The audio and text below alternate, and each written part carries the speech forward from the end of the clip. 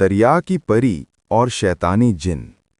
گہرے نیلے دریا کے سب سے گہرے حصے میں، جہاں سورج کی کرنیں بمشکل پہنچ پاتی تھیں، پریوں کی ایک چھوٹی سی آبادی پرسکون زندگی گزار رہی تھی۔ یہ پریاں انتہائی حسین اور رنگین تھیں، جیسے پانی کے اندر تیرتے ہوئے جواہرات جن پر روشنی پڑتی ہے تو 7 رنگ بکھیرتے ہیں۔ ان کے بال سونے کی طرح چمکدار تھے، جو پانی میں بہتے ہوئے ریشمی دھاگوں کی مانند نظر آتے تھے اور ہلکی لہروں میں لتھڑتے رہتے تھے۔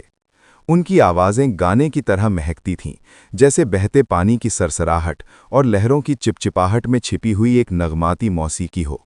یہ پریاں دریا کی مچھلیوں کے ساتھ ہم آہنگی سے رہتی تھیں، اور ان سے اتنی گہری دوستی تھی کہ وہ ایک دوسرے کے بغیر ادھوری محسوس کرتی تھیں۔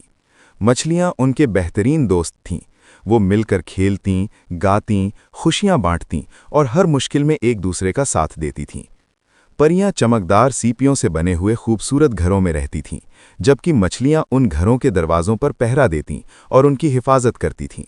اس پوری آبادی میں سب سے چھوٹی اور نازک پری تھی جس کا خوبصورت نام چاندنی رکھا گیا تھا۔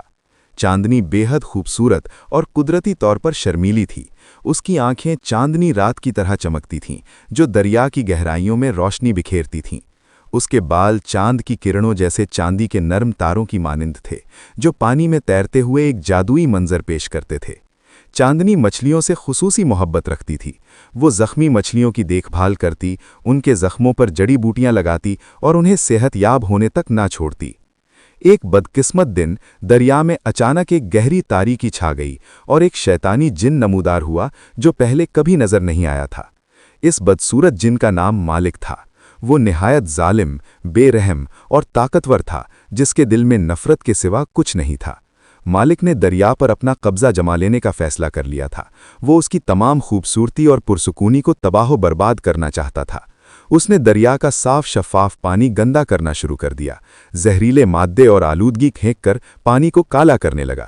وہ معصوم مچھلیوں کو ڈرانے لگا، ان کے راستے روکنے لگا اور انہیں اپنے گھروں سے باہر نکلنے نہیں دیتا تھا۔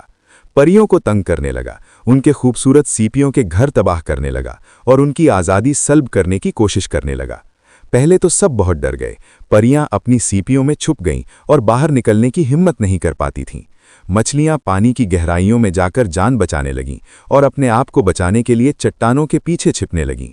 دریا کی رونقیں مٹنے لگیں، پانی کا قدرتی نیلا رنگ کالا ہونے لگا اور خوشی کی جگہ خوف نے لے لی۔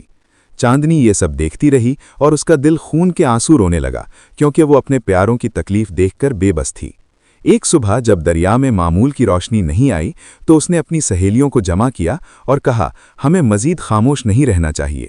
چاندنی اور اس کی دوست پریوں نے مل کر مالک کے ظلم اور زیادتیوں کے خلاف بھرپور آواز اٹھائی اور احتجاج کیا۔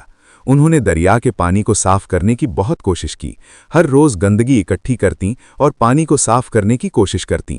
وہ زہریلے مادے اکٹھے کرتیں، گندگی صاف کرتیں اور دریا کو اس کی اصل حالت میں واپس لانے کی کوشش کرتی رہتیں۔ مگر افسوس کہ مالک کی تاریک طاقت کے سامنے وہ سب بے بس تھیں اور ان کی محنت رائیگان جاتی نظر آتی تھی۔ جتنی زیادہ وہ دریا کو صاف کرتیں، اتنا ہی زیادہ مالک اور گندا کرتا اور ان کی محنت پر پانی پھیر دیتا۔ ایک تنہا اور اداس رات میں چاندنی نے ایک اہم پل میں ایک بڑا فیصلہ کیا جو اس کی زندگی بدل دینے والا تھا۔ اس نے اپنے آپ سے عہد کیا، میں مالک کو دریا سے دور کرنے کا کوئی نہ کوئی حل ضرور ڈھونڈوں گی، چاہے مجھے کتنی ہی مشکلات کیوں نہ اٹھانی پڑیں۔ وہ دریا کی سب سے پرانی، دانشمند اور تجربہ کار مچھلی کے پاس گئی، جس کا احترام سب کرتے تھے۔ یہ مچھلی 7 سمندر دیکھ چکی تھی۔ اس نے ہر قسم کے حالات کا سامنا کیا تھا اور اس کا نام ساگر تھا۔ ساگر نے چاندنی کو بتایا، بیٹی، مالک صرف ایک چیز سے ہار سکتا ہے اور وہ ہے دریا کی اصل طاقت۔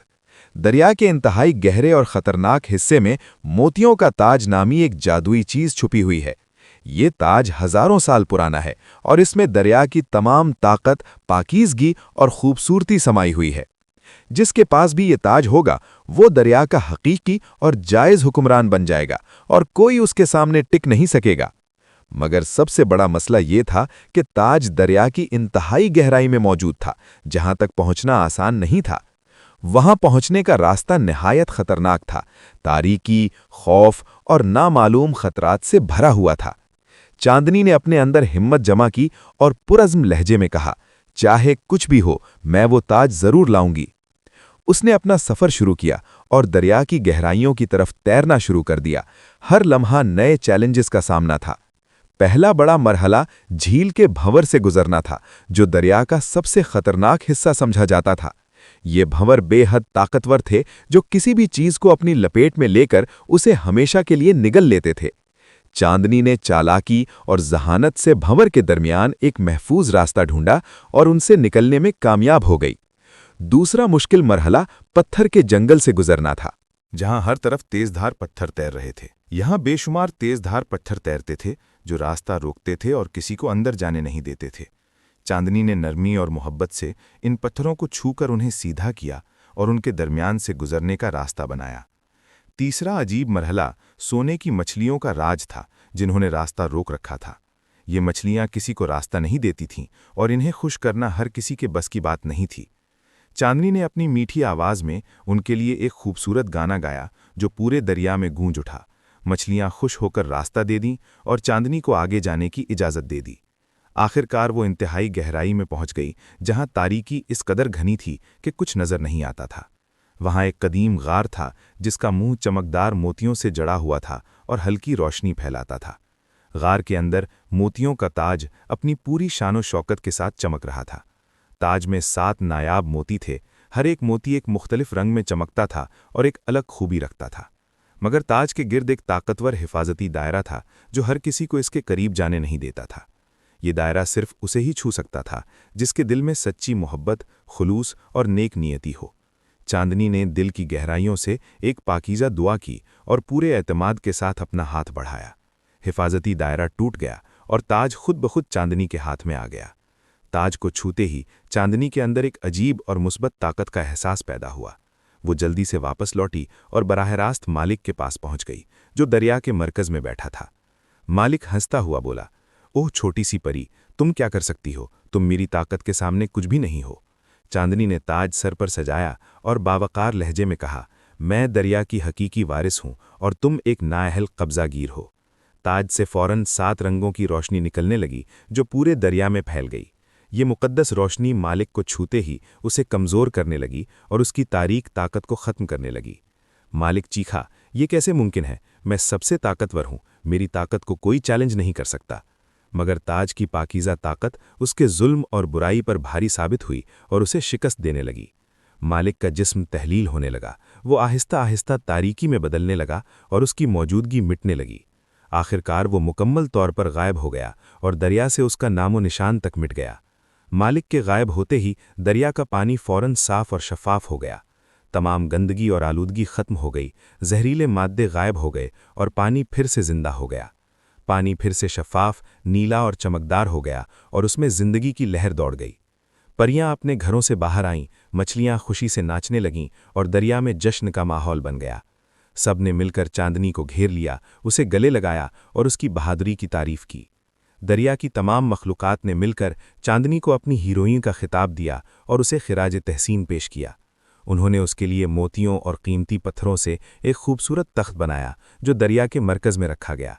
चांदनी की बहादुरी, हिम्मत और कुर्बानी की कहानी दरिया भर में फैल गई और हर किसी की ज़बान पर उसकी तारीफ होने लगी। हर मछली, हर परी, हर पानी का छोटा बड़ा जानदार उसे एहतराम और इज्जत की निगाह से देखने लगा। चांदनी ने ताज वापस गार में रख दिया और कहा, ये ताकत दरिया की है, मेरी ज़ाती नहीं है। ये ताज दरिया की हिफाजत के लिए है, किसी की हुक्मरानी के लिए नहीं है, उसने वाज़ह किया। इस तारीख़ी दिन के बाद दरिया की परियां और मछलियां हमेशा के लिए महफूज और पुरसुकून हो गईं, और चांदनी की हिम्मत, बहादुरी और कुर्बानी की कहानी नस्लों तक सुनाई और सुनी जाती रही, हमेशा याद रखी गई। प्यारे दोस्तों, कहानी कैसी लगी? अगर अच्छी लगी हो तो लाइक करें और चैनल सब्सक्राइब करें। आपका एक लाइक मुझे हौसला देता है कि मैं ऐसी ही मज़ीद खूबसूरत कहानियां बनाऊं। आपका साथ मेरे लिए बहुत कीमती है। खुदा आपको खुश रखे।